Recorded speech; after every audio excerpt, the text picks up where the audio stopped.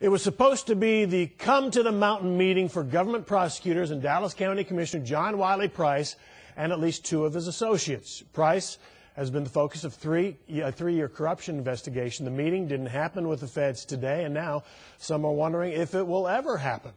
Fox 4's Sean Rabb has our story. Cameras poised outside the federal building waiting for Commissioner John Wiley Price and attorney Billy Rafkin. It was a wait without end. The government won't keep waiting. Neither Price, the target of a corruption investigation, or his attorney showed up, nor Price's longtime assistant Daphne Fain, her attorney Tom Mills, out of town. Kathy Neely, a political consultant also named in connection with Price, received the same invitation, her attorney not saying whether she met with agents.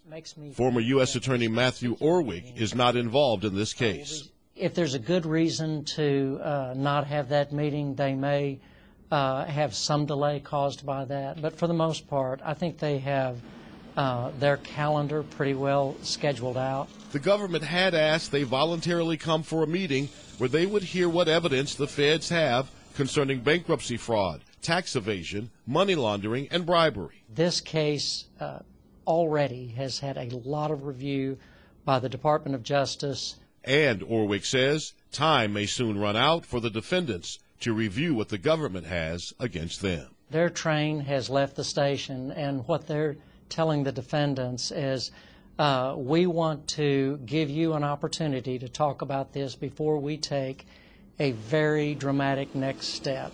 And I believe that dramatic next step will be indictments. All right, let's go through this. Sean Rabb's here live to talk about. First, do we know that a meeting didn't happen somewhere else today? We know it did not happen somewhere else today. It could have happened at the FBI headquarters. Didn't matter that there were cameras outside the federal building. Meetings did not happen. Meetings did not happen. All right, let's talk about, is there any question that John Wiley Price is the main target of this investigation? No question. No question. So these others not wanting to talk as well, usually in a government case, they try to peel off some lesser people involved and try to get them to testify against the target.